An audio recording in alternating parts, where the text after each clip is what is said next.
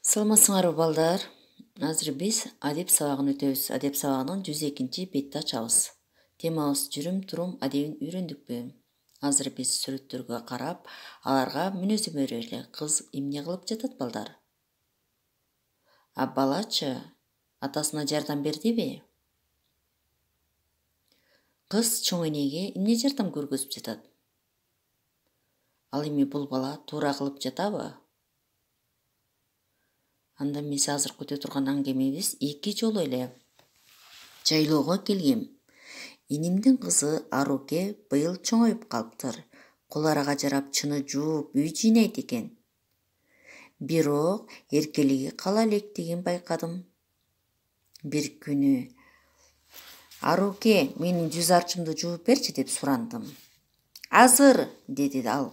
Көргөндөн чач кылып өрүп ойноп отурду. Арадан бир кыйла убакыт өттү. Анан дагы бир ирет. Аруке, деди мага кайрылып, менин жүз арчымды жууп бересиңби?